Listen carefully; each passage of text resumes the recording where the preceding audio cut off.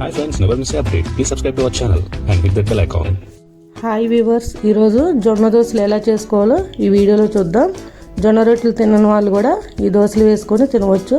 చాలా టేస్టీగా ఉంటాయి. మీరు కూడా ఒకసారి ట్రై చేయండి. ఇవి ఏ విధంగా చేసుకోవాలో ఈ వీడియోలో చూద్దాం. ఇప్పుడు జొన్నల్ని ఒక 3 అవర్స్ వరకు నానబెట్టుకోవాలి. ఒక పావు కేజీ తీసుకున్నానండి నేను. ఇలా నానబెట్టుకున్న జొన్నల్ని ఒక మిక్సీ జార్లోకి తీసుకొని కొద్దిగా వాటర్ పోసుకొని దోశల పిండిలాగా మిక్సీ పట్టుకోవాలండి.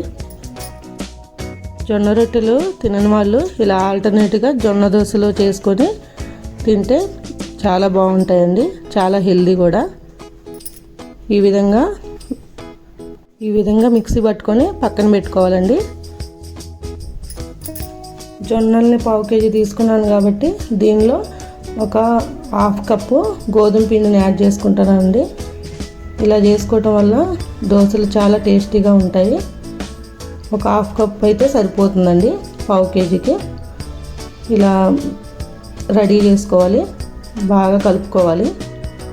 దీనిలో కొద్దిగా వాటర్ పోసుకొని మనం దోశ బ్యాటర్ లాగా చేసుకోవాలి, ఉండలు లేకుండా. ఈ వీడియోలో చూపించిన విధంగా కలుపుకోవాలి. దీనిలో ఒక స్పూను ఉప్పు కూడా యాడ్ చేసుకోవాలి. ఇప్పుడు దోశ బ్యాటర్ రెడీ అయిపోయింది. వీటిని ప్యాన్ని హీట్ చేసి ఈ విధంగా దోశలు పోసుకోవాలండి. చాలా టేస్టీగా ఉంటాయి, చాలా హెల్దీ కూడా. మీరు కూడా ఒకసారి ట్రై చేయండి. ఇప్పటి వరకు మా ఛానల్ సబ్స్క్రైబ్ చేసుకోకపోతే please subscribe to our channel.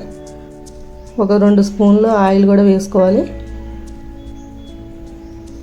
చిన్నపిల్లలు పెద్దలు అందరూ ఇష్టంగా తింటారండి. మీరు కూడా ఒకసారి ట్రై చేయండి. చూసారు కదా ఎంత బాగుందో దోశ.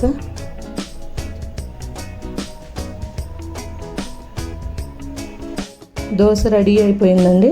దీన్ని మనం చట్నీతో సర్వ్ చేసుకోవచ్చు. ఈ వీడియో కనుక మీకు నచ్చినట్లయితే please like, share and comment. Thanks for watching.